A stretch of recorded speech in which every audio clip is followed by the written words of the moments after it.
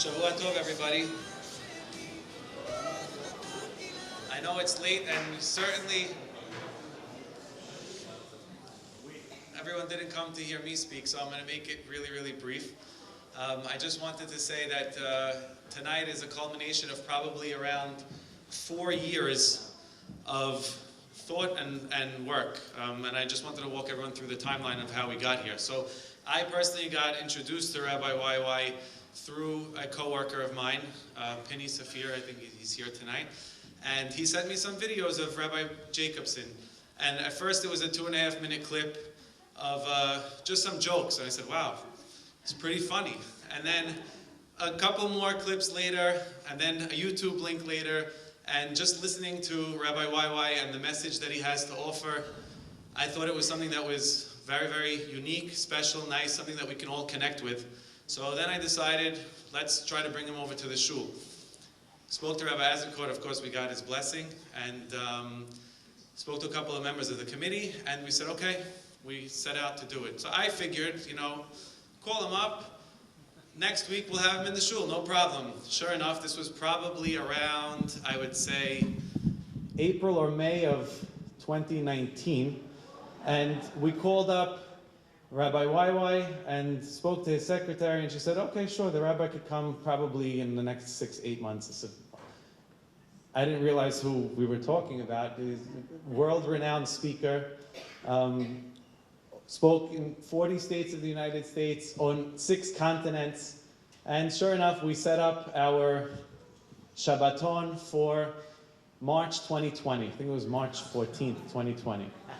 We had everything set up, everything prepped. We set up a dinner for Friday night, programs, lined up the speeches, everything was ready, and about 10 days before, things started to, change a little bit, and the rabbi texted me and he said, I'm not sure if we really can do this, what do you think? We said, let's wait to see a couple more days what's going to happen. Sure enough, obviously as tonight's topic, the world definitely has changed. So, Baruch Hashem, I'm happy to say, Shehiyanu v'kiyamanu v'yanu lazaman hazeh. We are able to now host the rabbi, have him here. Hopefully it's one of, Be'ezrat Hashem, many times that we could see him and be close with him. If you haven't heard him before, I think we're in for a special treat tonight. Looking forward. And without further ado, Rabbi YY Jacobson.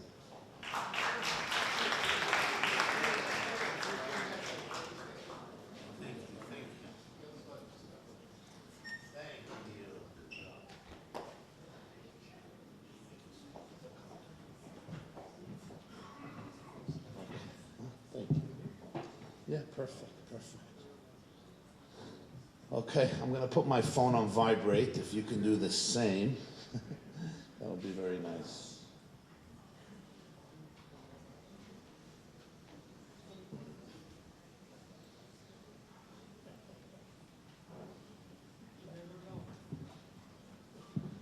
Perfect.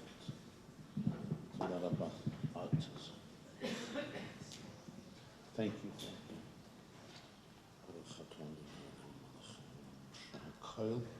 Nia B'dvara.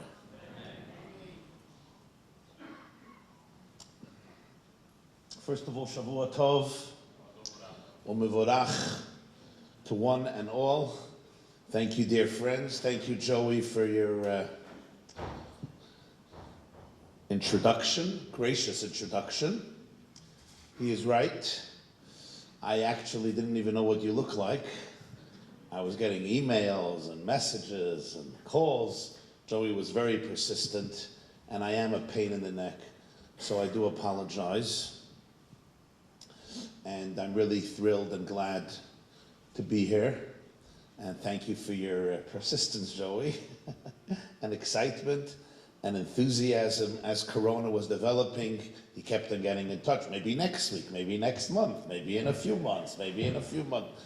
And as he said, the world has changed, but we're here, and Shechiyanu, and thank you for the gracious invitation, B'rishus of the Rav, and all of the Rabbanim, the Rabbi Shlit, and all of the Rabbanim here, and all of the staff of this extraordinary community, and all of you dear brothers and sisters who are here this Motzei Shabbat. I also want to apologize for my delay. I was in Stamford for Shabbat, for a Shabbaton, for people who have donated their kidney to save another life. And it was incredible. There were like, I think 500 people there. So you're like sitting in a room, praying with every single person or the spouse. If the wife gave a kidney or the husband gave a kidney, they were there. It was just for couples. And it was so moving just to be in the presence. There's literally hundreds of people and every single one of them gave kidneys, and 99% of them to people they don't know. Those who gave kidneys to their mothers or other close relatives, but most of them it's literally to people they don't know. So we had an amazing Shabbos together. This was a Shabbos of gratitude to them, and they also raised money for their organization renewal. So it was a really, really very moving Shabbat. I didn't realize how far the distance was, but with a little traffic. But thank God I am here. So welcome again, Bruchim Habayim.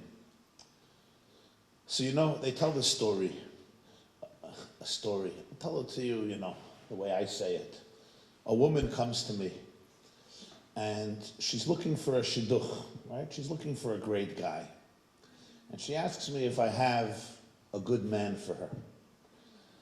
I say, let's hope so, but you have to tell me what's a good man, One woman's good man is another woman's terrorist. You have to know. So she tells me, I'll give you my definition. My definition of a good man and a great husband is somebody who wakes up every morning at 5. He spends 2 hours in the gym. Then he makes his own breakfast. He cleans his own room. He also makes his own lunch and dinner. He works hard. And you always know where he is. There's no such a thing. You know how men disappear for like a year, for a month, for this. You're texting, schmexting. His phone broke. Sure, he's in Las Vegas. With a present company excluded. You always know where the man is. He's just accountable. He's consistent. There's a stability in him. I'm listening to her. I say, what else? She's like, he only spends 9.5 minutes on the web a day.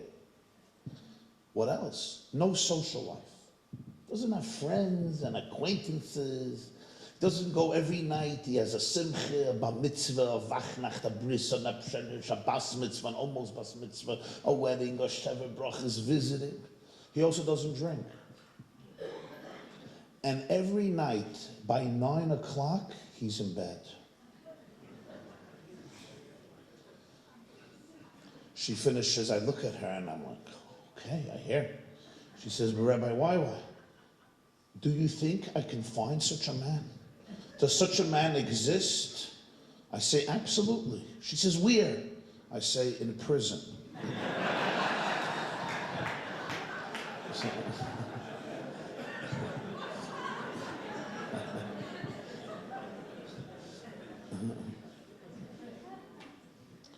So, I just got it.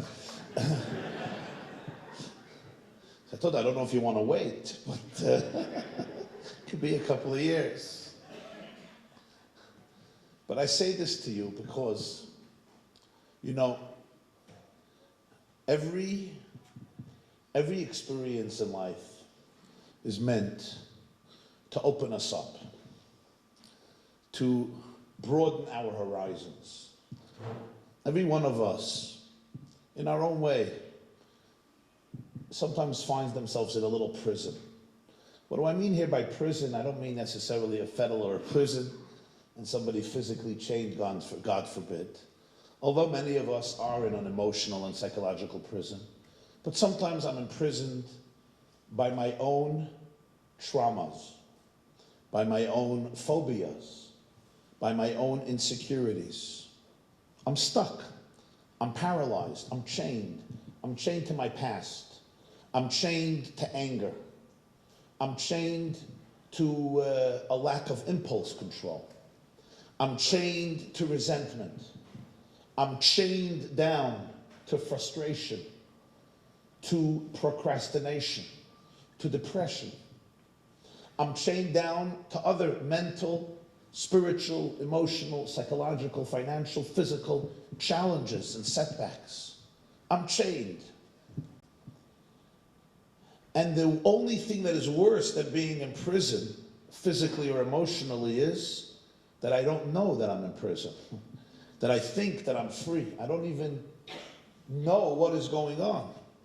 Because the lack of self-awareness doesn't allow for any freedom, for any emancipation. You know, they tell a story about this American family that was very proud of its lineage because their great-great-great-great-great-great-grandfather was on the Mayflower. And literally from the first pilgrims to come to the blessed shores of the United States in Massachusetts in the 17th century. So they decided they want to write a book about the family history, and they hired a writer, a historian, to do the research. In the middle of the research, they come across the fact that one of their great-grandfathers in the dynasty was a petty criminal. And he died on the electric chair. Now, if it was a Jewish biography, it wouldn't be a problem. We just censor it. It never existed. He wasn't my grandfather. He was your grandfather. It's fine. It's perfect history. But for that, you need a Yiddish cup. By the Gentiles, you have to write what happened, right? You heard of that concept, yeah.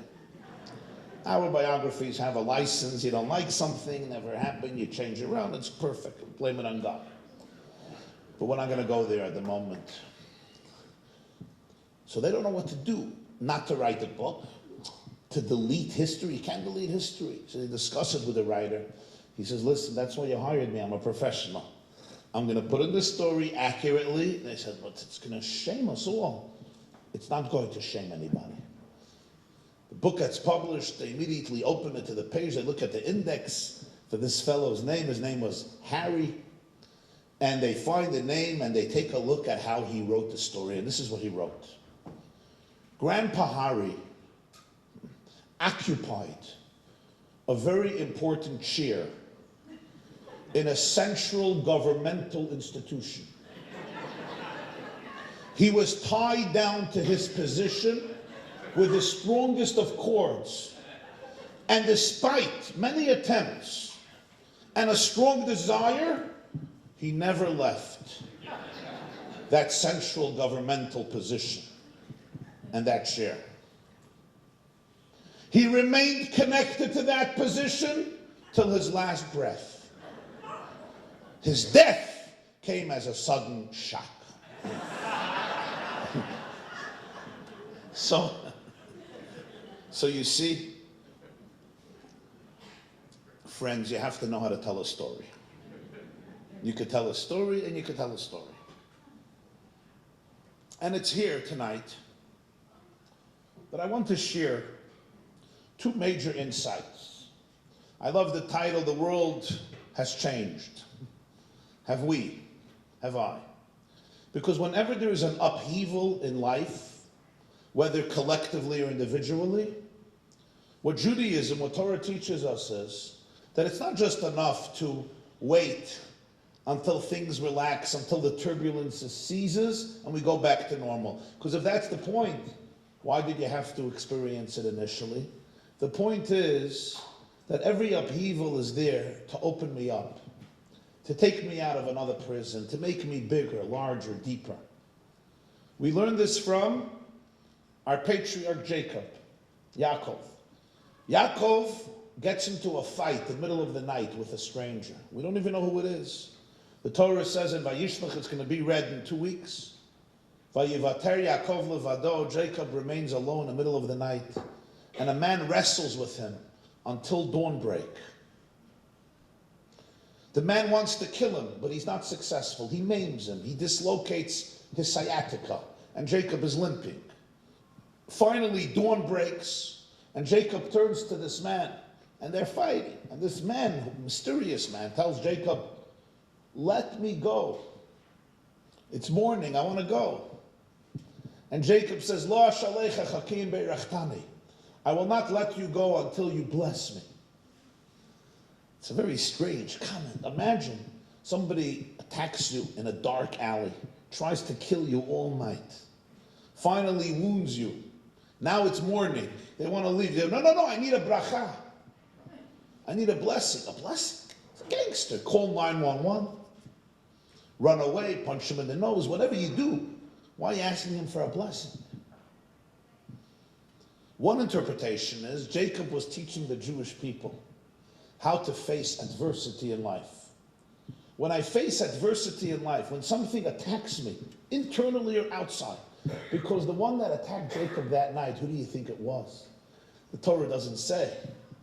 The commentators have many different interpretations, but the Torah does say Jacob was alone. If Jacob is alone, how could somebody wrestle with him? If you're alone, there's nobody there. Unless the one who wrestled him was he himself. This was Jacob confronting himself. And when you confront yourself, that's a very deep confrontation. It's much deeper than when anybody else confronts you. Because when somebody else confronts you, you could run away. Unless it's your mother-in-law. But when you confront yourself, where are you going to run to? Where are you going to run to? Jackie Mason, Zichrono Livracha, who repeated many of my jokes, would say, what an unforgettable comedian, but he would say, the definition of chutzpah is you go to the therapist because you have a split personality and you want a group discount. I want a group discount. When you're fighting with yourself, it's a real fight. What was Jacob fighting about? It's interesting. Our name. What's the name of the Jewish people? Am Yisrael. Each and every one of us is Yisrael. The name of our homeland is called Yisrael, Eretz Yisrael, the land of Israel. The people of Israel. Am Yisrael, Torat Yisrael, Elokei Yisrael. Why are we not called Am Avraham, Eretz Avraham, Am Yitzchak, Am Yaakov? We're children of Abraham, Isaac, Jacob. Jacob was his original name, not Yisrael. Which should be called Eretz Yaakov, the name of Jacob. In other words, all of you should really have the name Jacobson.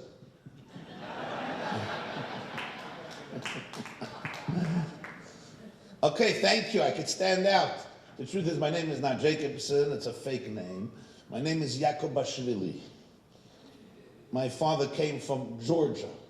Kutayis, not Georgia, not Atlanta. Georgia, South Russia. In Georgia, Shvili is a son. Our name is Jacobashvili. They escaped the Soviet Union after the Second World War on false documents and passports and became Jacobson, Jacobson. But it's all of our names. That's not our name. It became Yisrael. Am Yisrael. Why? Well, we have to look when we got that name. Because whenever you get a name, that's the story that defines you. If this is the name that defines us till today, in 2021, this is the name we have to really appreciate. But the Torah is so ambiguous about it. It's one of the most ambiguous stories in the whole Bible. All it says is, it was the middle of the night, Jacob's family went over the Yabok, stream Ma'avar Yabok, which you could visit today in Israel.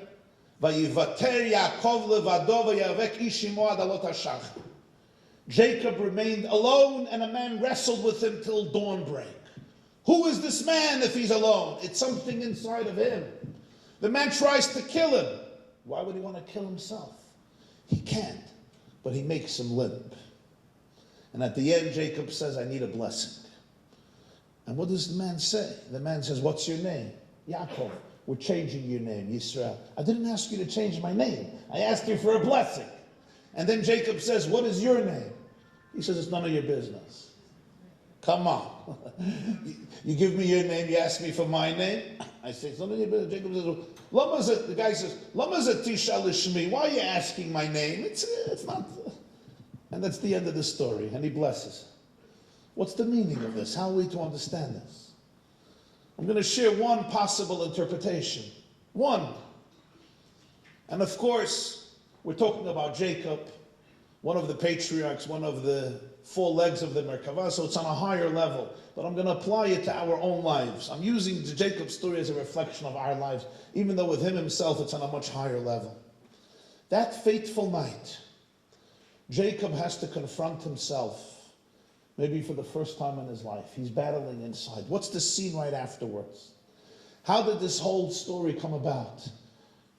The theme of this week's portions, all this is Esav wants to kill Yaakov because he took his blessings. And Vayishlach, when Jacob runs away, he spends 20 years by his uncle Laban, and he's now on the way back to the land of Israel. Vayishlach Yaakov, he sends messengers to Esav to make peace. But he's coming back to confront him with 400 troops, 400 men. And Jacob splits up the camp, he prepares for war, he prays. He sends a lavish bribe to Esav to appease him, a lavish gift. And right before he meets Esav, this is the scene. He battles with a mysterious man in the middle of the night. What's the next scene? The next scene is he picks up his eyes and Esav is coming. We expect war. But instead, what happens? Esav runs over, he hugs his brother. They fall on each other's necks. They kiss each other and they weep and they sob. Later they would part ways. Esav goes to Seir, Jacob goes to the land of Canaan. But it's a moment of profound reconciliation. What happened? I thought he was coming to fight with 400 people. What happened? The Torah doesn't say. But obviously it was that story in the middle of the night that changed everything. What happened? Here is one possible suggestion. It's not the only, it's just one possible suggestion. When Jacob was born, we read today in the morning, he was holding on to the heel of Esav. Yodo achezet ba'akev Esav, when he comes out of the womb, he's holding on to the fact that they name him Yaakov. Yaakov means a heel. Who names their baby a heel? Any Yaakovs here? Any Jacobs here? Okay. Did you ever think about the fact that your mother named you a heel? And what would the therapist think of that? My name is a heel. Why? Because I was holding on to my brother's heel. At least if I was holding on to my own heel, he's so cute. He came out of the womb holding on to his own heel. Okay, take pictures, WhatsApp. I was holding on to my brother's heel, so now I have the name of my brother. OMG, what is going on? It's a very strange name. Esav means what? Esav means gemach, asui, complete. Done deal. He came out like a mature kid, you know? They call it in Yiddish a macher. They have that in a maker. Doesn't work really. Esav was like a chevraman. He could get things done. Yaakov is struggling. He's holding on to the heel. And that's the name he gets. What does that mean? It means he's holding on to his brother. Rashi says he was trying to hold back Esav from coming out first. He wanted to come out first. He felt he should come out first. In fact, later, he buys the birthright. Later, he takes his blessings. What is this all about? So we have three stories. He's holding on to his heel. He purchases his birthright. He takes his blessing. It's all this week, Tolda, Parsha Tolda. What does all this mean? Well, let's apply it to our own lives. Sometimes you have a person who's born holding on to somebody else's foot. And what does that say? What that says is, somehow I feel that you're taking away my success. If I would only be you, if I would only have your opportunity, if I would only be not me, wouldn't I be much happier? Wouldn't I be much more successful? I need your birthright. I need to be the firstborn. I need your blessings. Somehow they represent, for me, what is the complete person.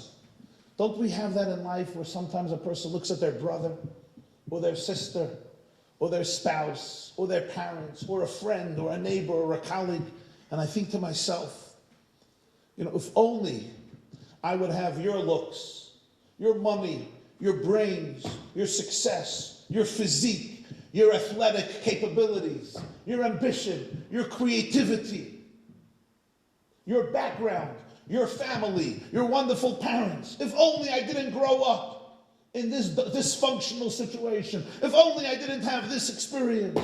If only I could be you.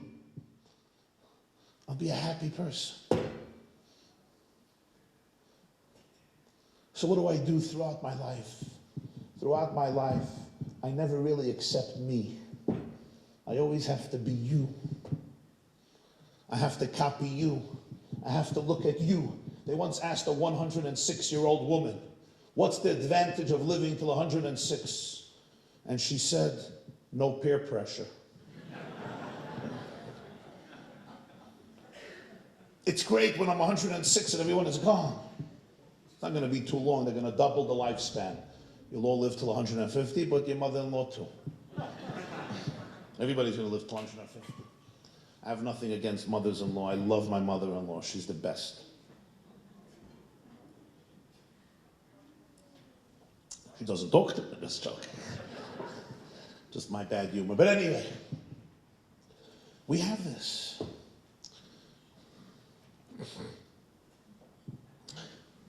Somehow Esau gains the respect of his father. His father loves him. Isaac loves him. And when Isaac wants to get things done, Esau is the man. And he wants to give him the blessings. And somehow Yaakov dresses up like Esau. And he tells his father, I'm Esau. Give me the blessings. And what happens? Esau hates him. Esau wants to kill him.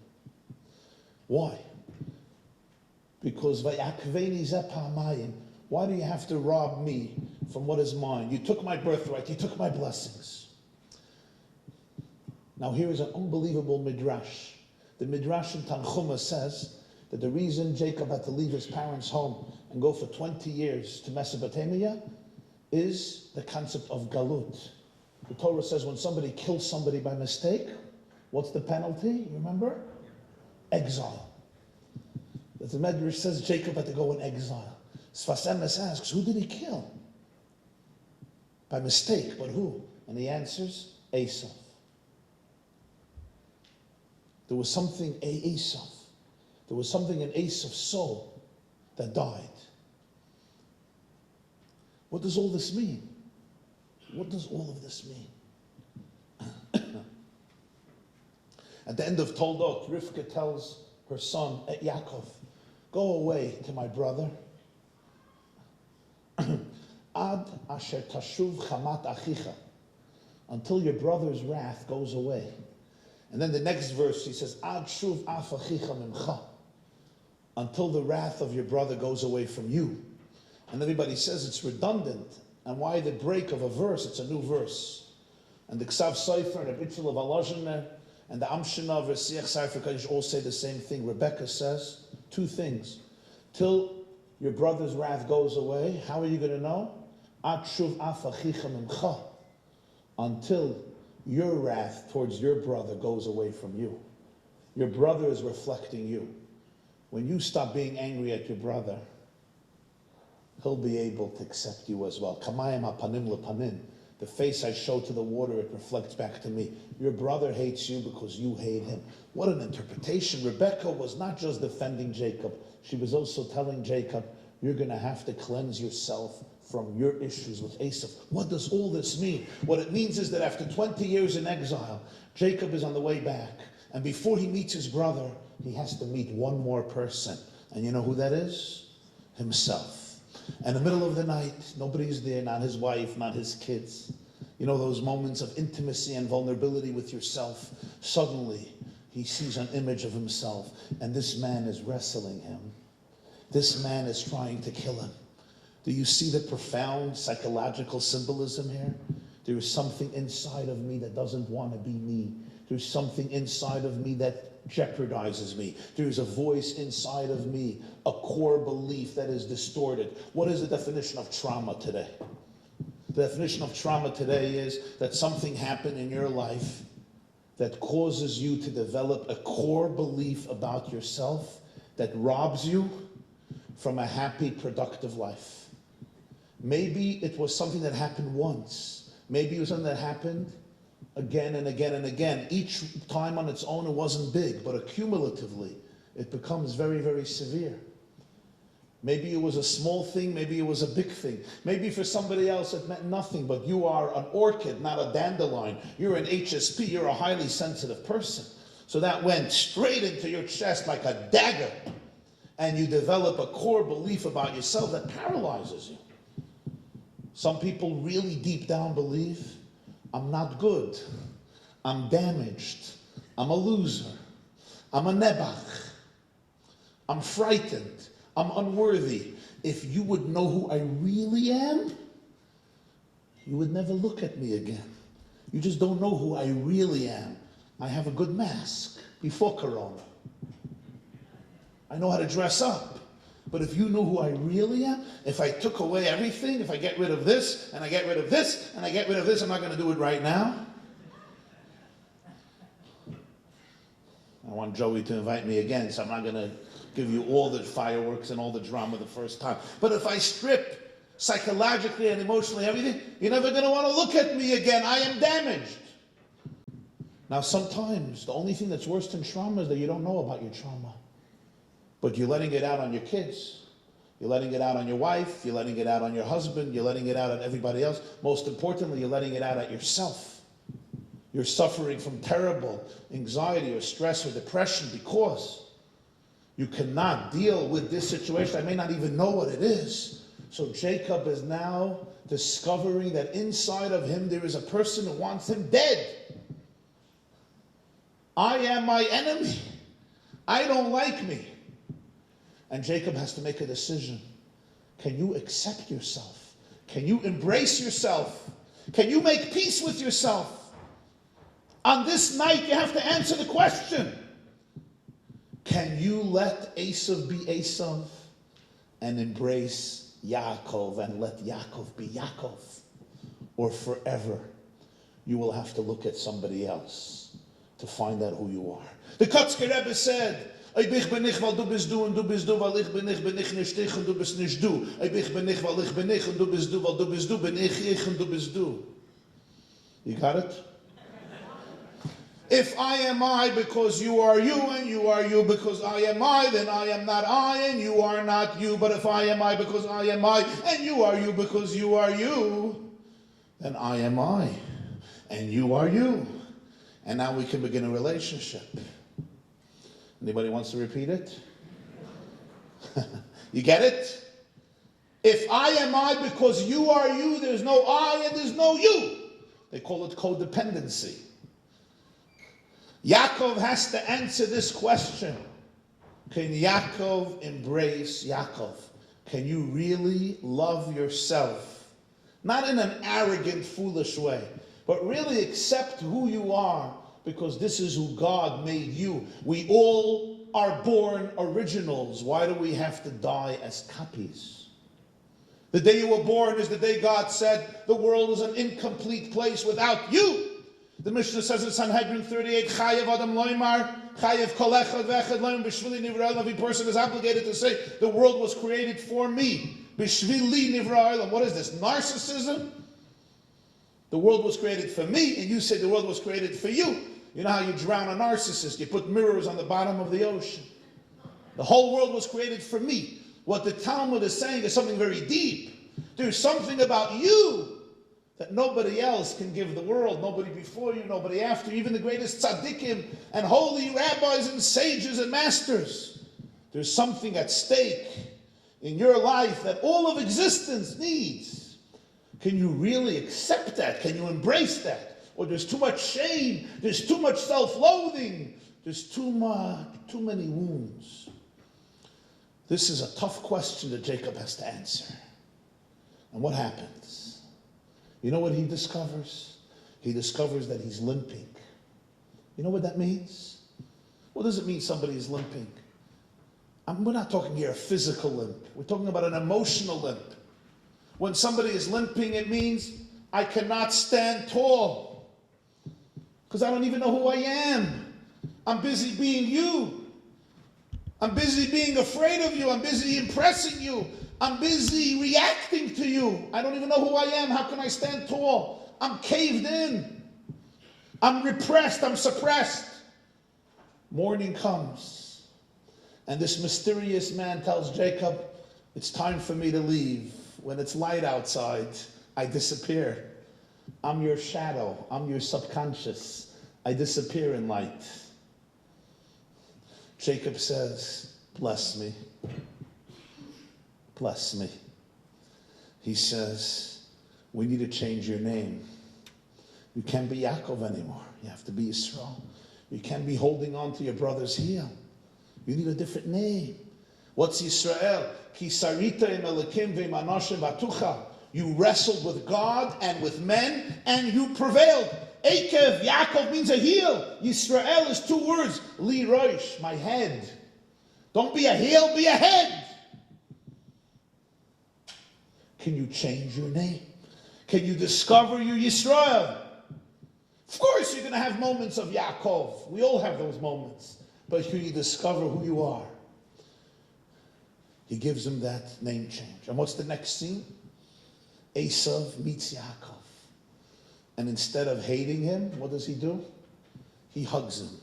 He kisses him. He embraces him. Why? Because when Yaakov accepts Yaakov, Esav can also accept Yaakov. When Yaakov is busy copying Esav, Esav doesn't know who he is. Yaakov threatens him.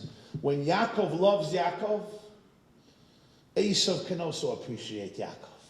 Esav can make peace with Yaakov. Why is that event the story that gives us our name? Because this is one of the deepest struggles in Jewish life. One of the greatest struggles of the Jewish people, then and now, is inner confidence and strength. Emotionally, spiritually, and psychologically. Individually, but also collectively. I take taxis all the time. I never found a self-hating Puerto Rican. Self-hating Italian. They all think they're the chosen people. Japanese always said they're the chosen people because the sun rises first in Japan. The British think they're superior. You tell a Jew, you're the chosen people, not me. As Mr. Mason used to say at the end of a show, right? The Gentiles say he was unbelievable. The Jews say, too Jewish. Groucho Marx was a Jewish comedian. He would say, I would never be a member of a club that would have me as a member. One of the greatest challenges of the Jewish people was the ability to be able to really appreciate who they are. Sometimes we thought there's so much anti-Semitism in the world. What's the solution? The solution is, let me get dressed up like Esav. Let me look like Esav. Let me sound like Esav. Let me live like Esav, and then I'll be accepted. Dr. Twersky, who just passed away in Jerusalem, the famous psychiatrist, Dr. Abraham Twersky, Avram Yeshua Heschel Twersky, would share an anecdote on an airplane. He's wearing his Hasidic garb, the long black coat, round black hat, square white beard, and a woman turns to him in Yiddish, and she says, Du bist a Schande. You're a disgrace.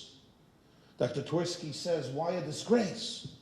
She says, because you have to stand out. If you would only be normal, if you would dress like everybody else, you would speak like everybody else, all in Yiddish, they would love us. But you have to be different, that's why they hate us. He responded to her and he said, which language are you talking in? She said, Yiddish. He says, oh, I'm so sorry, I don't understand Yiddish. I am Amish. Oh, she says, I thought you were Hasidic. He says, no, that would be nice, but I'm Amish. I'm from Pennsylvania. She says, oh yeah, I apologize, I was screaming at you, I thought you were Hasidic. He says, it's fine, I forgive you. She says, I love the Amish. He says, why do you love the Amish? She says, you're such a minority, but you maintain your culture with pride and dignity. It's amazing, it's inspiring. It was his turn to respond in Yiddish. He says, aha! I gewollt gewen Amish. He went like this, of course, which an Amish wouldn't do even if you put a gun to his head, he wouldn't know how to do it. I gewollt gewen Amish, hast du mich lieb. If I would have been Amish, you'd love me. Now that I'm one of your own, you're embarrassed by me. I want to bless you that you should be able to cherish in your own people what you cherish in other people. The director of the Simon Wiesenthal Center is a friend of mine, Rabbi Marvin Heyer. He was a rabbi in Vancouver, British Columbia for many years.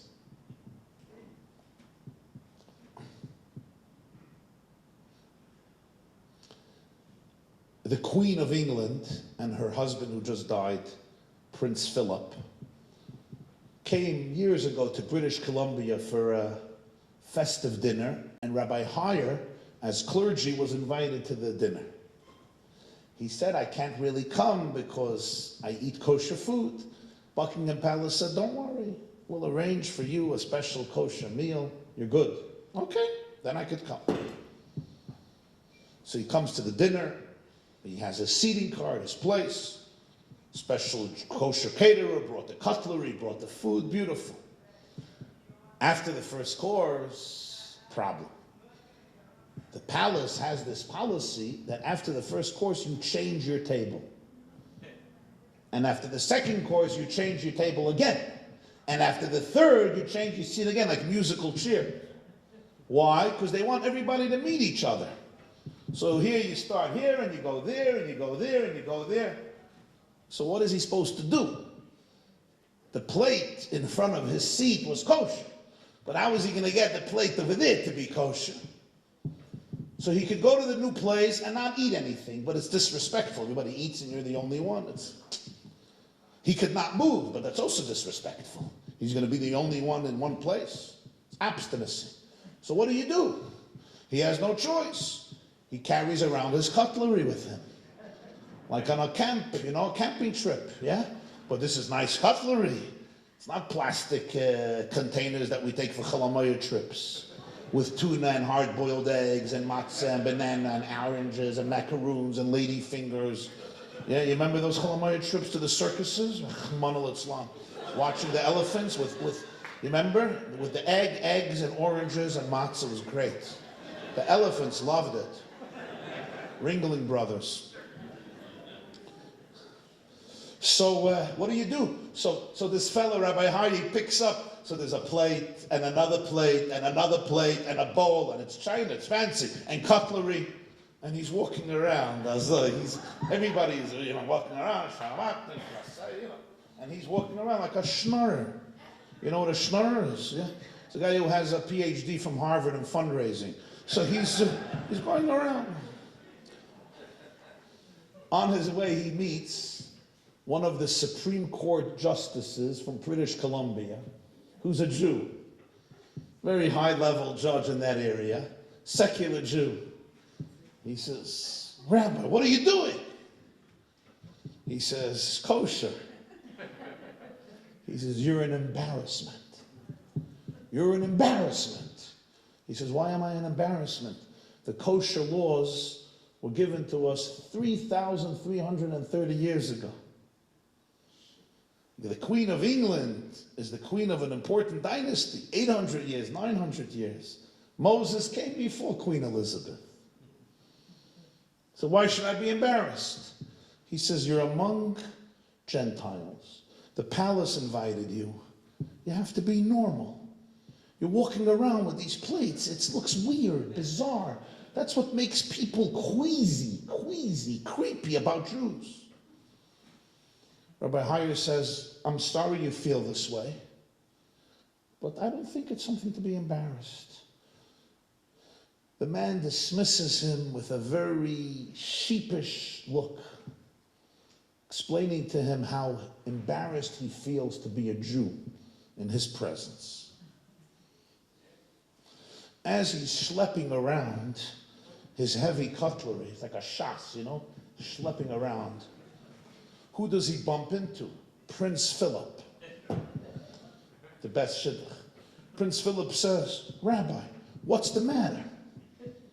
You don't think we're going to have for you a plate on the new table? You think the palace couldn't arrange cutlery on the new table? So of course I know the palace would arrange. but I'm an observant Jew, and I keep the laws of kosher. He said, no, we brought you kosher food. We know this kosher food. Now he has to start giving him a shiur about how food gets absorbed in metal. You understand? This Philip never heard about.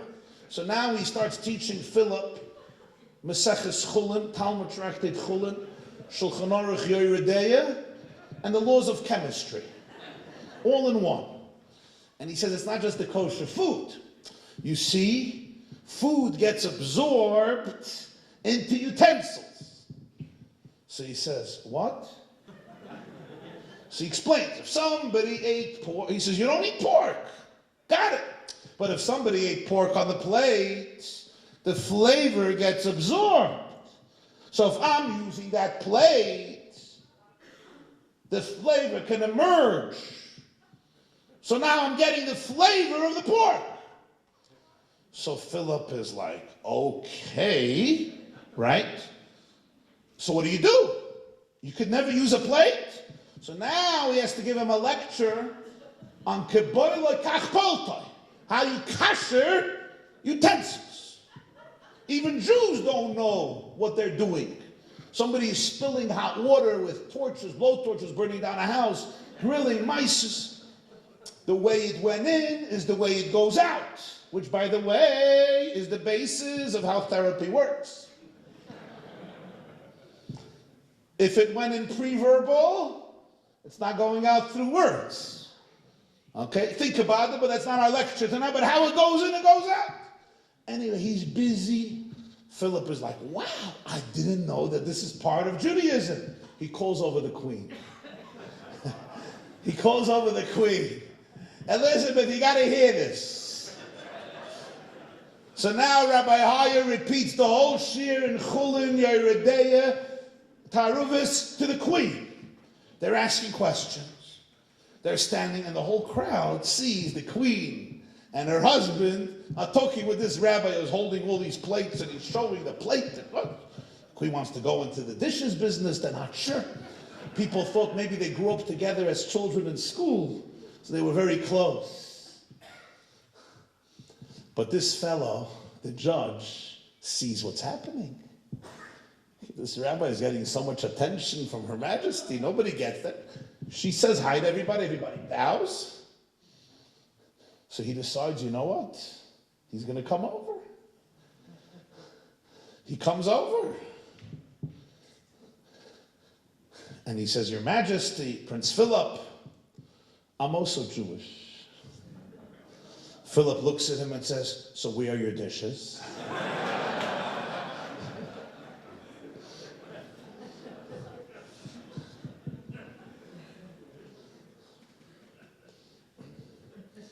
I was invited years ago by the Pentagon to give the first keynote ever, Jewish keynote, to all chief chaplains of the entire United States Army. The Navy, the Army, and the Air Force. Once a year, they go away for a week to inspire themselves. You know, like the Shluchim Convention? Lahavdil. But literally, thousands of chaplains, spiritual leaders, to inspire themselves. Hilton Head, South Carolina. Who's the keynote speaker every year? For almost 50 years. Billy Graham. Zalahabin Alichtikin, whatever. He's already in the higher worlds. Billy Graham, Christian preacher, he was the man to inspire the chaplains of the U.S. Army. You know that Jews are not many Jewish chaplains in the U.S. Army. For whatever reason, they like real estate better. There's maybe 10, 15 Jewish chaplains. There is mostly Christian. You have to have 1 million troops. They invite me. How do I how does me, a Brooklyn Jewish kid, get invited to be the spiritual keynote for the chaplains of the U.S. Army? The answer is God runs the world. That's the short answer. The longer answer is, I grew up on a street not far from it called Montgomery Street. I had a neighbor who served in the U.S. Army as a Jewish chaplain, Yankel Goldstein, Sheikh Goldstein, for years. He ended up as a chaplain in Baghdad by the first Gulf War Bush the father. You remember the first Gulf War? 6 or 7 weeks he was there. The chief of chaplains was a man named Douglas Carver, a Baptist chaplain. He ran the show for the chaplains. He finishes speaking to all the chaplains and he turns to Goldstein and he says, who are you going to share a tent with? Because he's the only Jew. He says, I don't have anybody. He says, you'll be with me. So Goldstein and Carver spend 6 weeks together, a Hasidic Jew and a Baptist. Great experience. They become friends. 20 years later, Carver is the chief of chaplains of the whole army. He's arranging the retreat. He calls Goldstein, he says, you know, we had Billy Graham for years. I want to hear a Jew. Who's the Jewish Billy Graham? I get a call from Yankel Goldstein. He says, Rabbi why? I want to give you smicha. I want to ordain you. Like, what? He says, tonight I baptize you. I sprinkle the water and I say, your name is the Jewish Billy Graham. So if anybody calls you for the Jewish Billy Graham, it's you. I'm like, what are you talking about?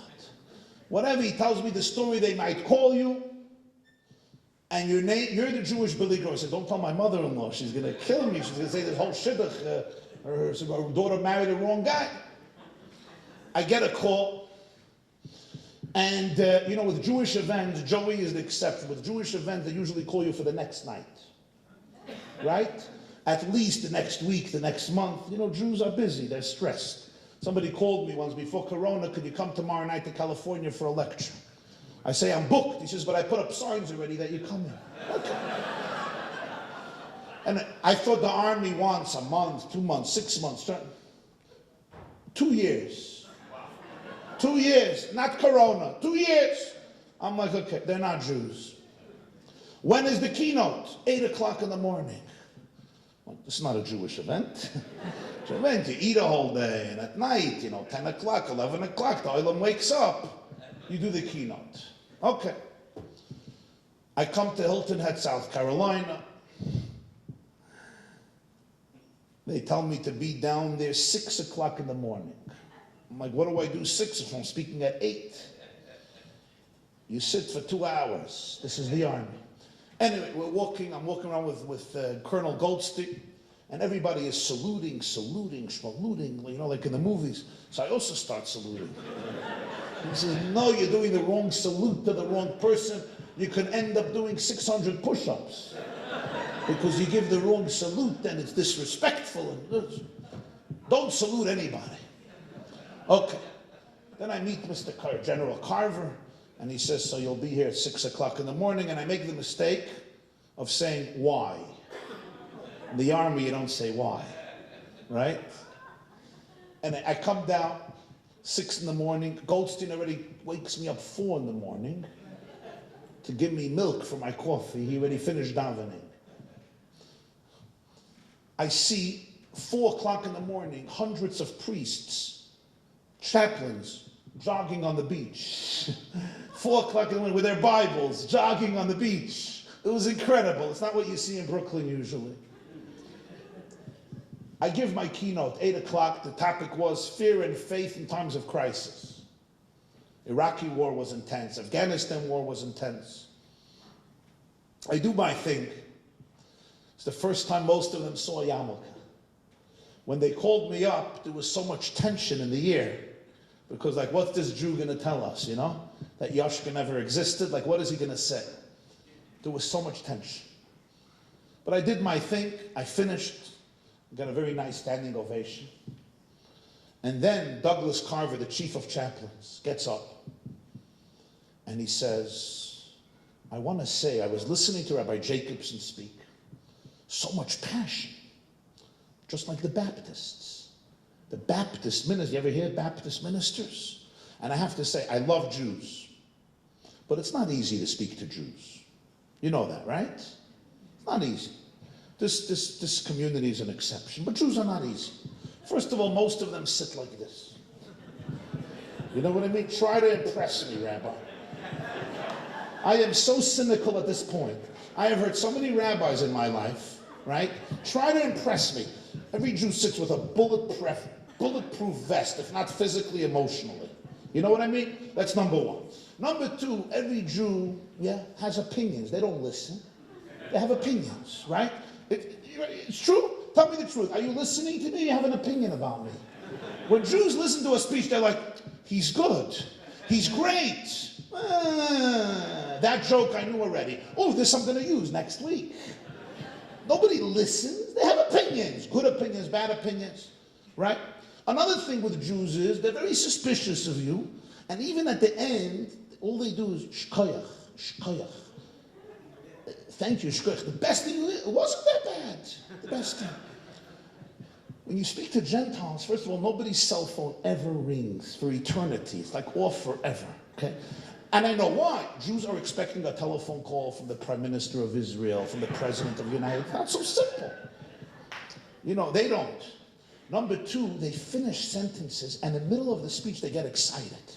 They're like, I'm talking, and they're like, yeah, Rabbi! Hallelujah, God bless you. In the middle. Jews, you don't do this. You know, it could affect shidduchim and this, especially Ashkenazim. Sephardim, there's still emotions. Ashkenazim, it's like a cemetery. You know what I mean? Because they're cerebral, very cerebral. You can't get too emotional. If you get emotional, people will think. So you have to be dead. You have to be dead. You just use your mind. There's no heart. You know what I mean? So it's very difficult with them. And then they give you a little nod. I have nothing against Ashkenazim. They're my brothers. But to talk to them? I want to call Chevra Kaddish. So, good people. But, you know, whatever. So, but the Gentiles, they don't have all this Jewish trauma. And they were so involved. They're screaming, hallelujah. And I finished, they're clapping. Carver gets up, he says, wow. Rabbi Jacobson must have spent time among us, the Baptists. That's where he got the passion. I'm standing right near him. And you know what they say about Jewish guilt? Jewish guilt is lethal. And how do you know it's lethal? Because if a Jew doesn't feel guilty, he blames himself. I know Jews who go to therapy because they don't feel guilty. It's like almost if you're Jewish, you have to feel guilty. I only knew in my life one Jew that was not guilty. My father. I don't know why. Still don't know why. He was just never guilty. Even Yom Kippur, he didn't feel guilty. He felt Jewish, but not guilty. He liked it, but it wasn't that a guilt. Interesting. I can't copy it. I feel guilty. Anyway, this guy tells this, and I start feeling guilty. What's my guilt? Here I go like this, right? The Amish. I'm thinking, he just said publicly that I spent time at the Baptists. Baptism is a form of Christianity. So you just said publicly that I was by the Christians. That's avodah zarah. That's idolatry for Jews. I have to make a macha. I have to protest. But it's like they invited me to speak. He's a 4-star general. If I'm going to protest, I'm going to have to do 900 push-ups. Now, I am a slim guy, and I'm great, but not 900. But the alternative to 900 is not to say anything. But how can I say nothing? Then I say, you nerd, he was joking. You think he doesn't know that you're not a Baptist? I mean, with this yarmulke and the payas and the coat, like, what does he really think? He was making a joke. I'm like, yeah, but even as a joke, to say that I spent time by the Christians is inappropriate. This is all happening in my brain. You know why we need therapy, right? This is how Jews work, yeah? The guy is making a joke and I'm busy, right? I always say there's 3 types of Jews: neurotics, psychotics, and psychiatrists. The difference is the neurotic builds castles in the air, the psychotic lives in them, the psychiatrist collects the rent from both of them. And the rent is very high. In any case, I'm experiencing this guilt, and then I tell myself, you know what? This is America. The only reason we Jews are alive today is because every one of our ancestors sacrificed their life to keep Judaism alive. There's not a Jew today who's alive that doesn't have a grandmother or a grandfather that gave up everything for Yiddishkeit. Because if they wouldn't have had such a grandfather, we wouldn't be here today. Every single person in this room and any Jew in the world. That's a fact. Could be in Russia, Could be in Persia, could be in Lithuania, could be in Galicia, could be in Hungary, could be in Western Europe, could be in Eastern Europe, could be in Asia, could be in Africa, could be in the Middle East states, could be in Medina, wherever it is, and wherever you come from. Edut HaMizrach, Jews from Yemen, Jews from Iraq, Jews from Tunisia, Jews from Iran, Jews from Syria, wherever they come from, Middle East and beyond, East and West, Jews who tenaciously clung to Yiddishkeit. The only reason we're here. And I'm in a democracy in America. They didn't invite me because of my looks or my brains. They invited me because I'm a Jew. So even though it was a joke, I have to interrupt them. Now, I didn't have anybody there. Who are you going to ask? You ask a rabbi this? I go out and I say, I have to call. Shayla. The guy said I'm a Baptist. Do I scream? Do I protest? These are decisions you have to make at the moment. And I thought they'll never invite me back. In fact, people are going to get upset at me because I'm interrupting the general, 4-star general. You don't interrupt. It's not like a synagogue. You know what I mean? Where if you don't interrupt, people will think you're dumb. Over there, you don't interrupt. But I said I have to do it anyway. And I'll never forget, I was like very anxious to do it because it was inappropriate. He was so complimentary of me. You know, for him, the greatest compliment was calling me a Baptist. So I stopped him. This all happened, by the way, in a split second. It didn't take 10 minutes. You understand that, right? Millisecond. I stop him. And I say, no, General Carver. No, no, no. Everybody's shocked. I say, the Baptists learned it from us at Sinai. And suddenly, the whole crowd breaks out in an applause. Everybody's applauding me, and he don't. He's going like this. I'm like, God Almighty, what is going on here? When he said I was a Baptist, they were all laughing, like you were. They were like, they were all giggling.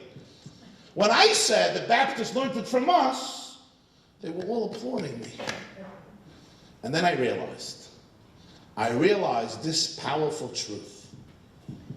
The non-Jewish world respects Jews who respect themselves. The non-Jewish world is embarrassed by Jews who are embarrassed by themselves. If there's ever going to be a day that the world will love Israel, it's when Israel will love Israel.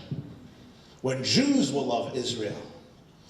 When Jews will respect their heritage, their faith, their history, their story, their religion, their God, their Torah, the world will respect it. When I'm uncomfortable, when I'm ambivalent, when I'm queasy, when I'm equivocating, when I don't know who I am, when I sit on the fence, Esav can't trust Yaakov. I feel you're manipulative. I feel you're dishonest. For Esav to love Yaakov, Yaakov has to love Yaakov. When Yaakov loves Yaakov, Esav can love Yaakov. Never be embarrassed of who you are and what you are, individually or collectively. I just met a few days ago the chief rabbi of Russia, Rabbi Beryl Lazar. He shares with me that he gets a call from the Kremlin that Putin wants to see him. It's very important. Friday afternoon, 12 o'clock. The problem is that night is Hanukkah. And the Kremlin is a long drive from the shul in his house. And it's a Moscow Friday afternoon, very short. So he tells the office of Mr. Putin, he says, is it going to be 12 o'clock sharp? Because I have to be home to light Hanukkah candles. And Shabbos, and I have a shul. Marina Rosh said, Moscow. Yes, the president will be there 12 o'clock. Rabbi Lazar comes 12 o'clock, comes to the office of Putin, and from behind the door he hears they're screaming and fighting. What's going on? The unions are there. There's a huge war. There's a huge argument.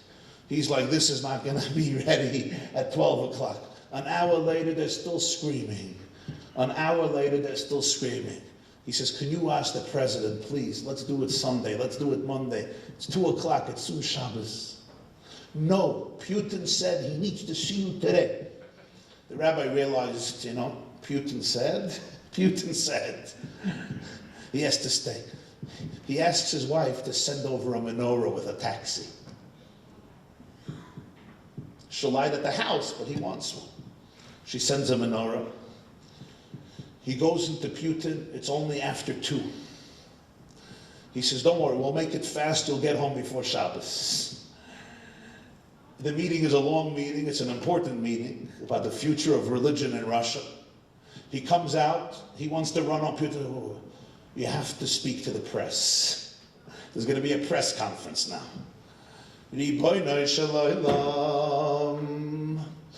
Don't worry. What's the problem? It's Shabbos. It's Hanukkah. You have a menorah? Yeah, we'll set up the menorah while you do the press conference. Okay. They set up a beautiful electric menorah on the table. He finishes the press conference. He takes a look. It's almost candle lighting time. 3:34. He says, no, it's not an electric menorah. I need to light the menorah. Okay, we'll light the menorah. But I don't do it on the dining room table. According to the custom that he does it, it's near the door, by the outside door. There's no little table in the Kremlin. It's expensive furniture, so now they have to go looking for a little table to put the menorah. So now the top staff members are searching for a little table.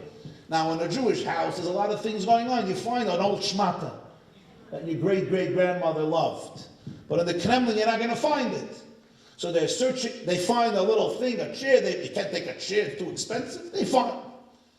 Now you need a match. There's no matches. No smoking anymore. So they have a meeting, they have to start searching for a match. Rabbi Lazar tells me it's already candle lighting time, the sun is about to set, what should I do? They can come back in an hour with their matches. So he says, I remembered when he came in, there was somebody outside smoking, a security guard. So the chief rabbi himself runs down, asks the guy if he can borrow his lighter. He says, sure. Spasiba, ochin charasho, runs up. It's a few minutes before Shabbat begins. He lights the menorah. He sings the songs, Ma'as Tzur, Haneres Halalu, and the sun sets, Shabbat Shalom, Chag Sameach. Now he has to get home. He's not staying in the Kremlin the whole Shabbos. He has a wife, he has a community, he has a family, he has a very big community. The chief rabbi. The problem is to walk home from the Kremlin to his house. It's a very long walk, around 2 hours. And this is winter. And it's not winter in Miami or Los Angeles. It's winter in Moscow. And it was there's no global warming in Moscow, at least not in the winter.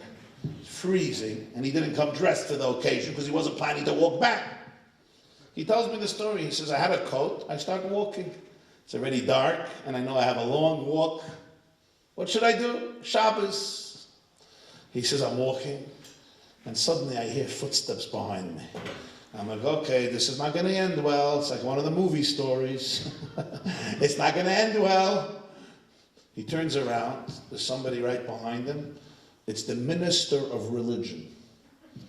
The Russian minister of religion. In Hebrew, they call it Sar Hadatot. But in Russia, it's a non-Jewish minister of religion, one of the top positions in the government. He says, what are you doing here? He says, I came to escort you. He says, Minister, I have to walk 2 hours. You don't want to escort me. He says, of course, I'm going to walk with you. He says, you don't have to. I'm a Jew. I don't drive on Shabbos. But you're not Jewish. You could take a taxi. I'll walk. He says, I want to be with you. He says, go in the taxi out of respect. You could drive, or you have your driver, and you'll be with me. You won't let me do it alone? No. He says, I walk with you. He says, why? He says, because we're guilty. We brought you here. We made you late. It's our fault. President Putin wants me to walk with you, and I want to walk with you a whole way. So here you have an interesting situation. You have a rabbi with the minister of religion walking freezing cold, Hanukkah Friday night in Moscow for close to 2 hours. At some point when you're like this, you open up. You don't open up your coat, but you open your heart. He tells me, he says, I look at him and I say, tell me honestly, do you think I'm a meshugana? Do you think I'm a crazy person? He says, why? He says, I drove you guys crazy. I come to a meeting, then I need a menorah. I can't do it on the table. I need to do it on a little chair. I need to do it. Then I need a match. Can't be electric. Then I sing my songs. And then I can't even take a car back in the 21st century. I have to walk for 2 hours in such cold. Do you really think I'm crazy? That's what he asks. The minister of religion looks at him and says these words. He says, let me ask you a question.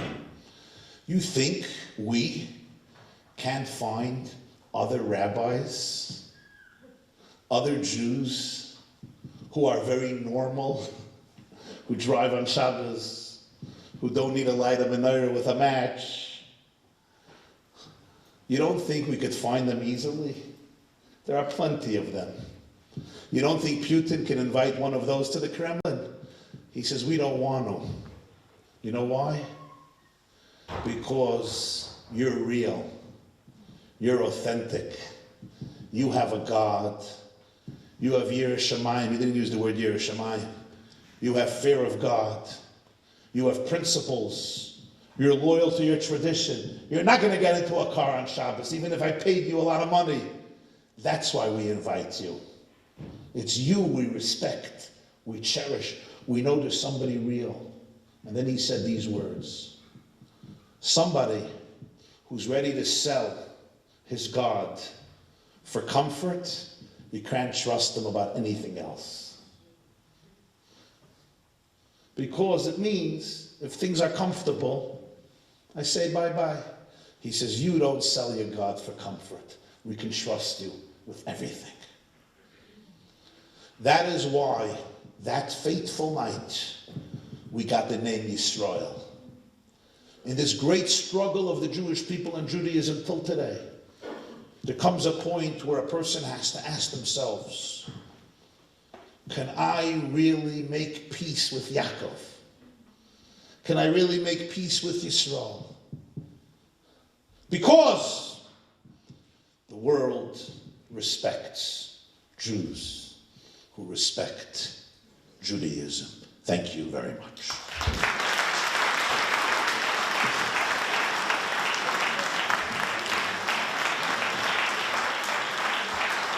Thank you, thank you.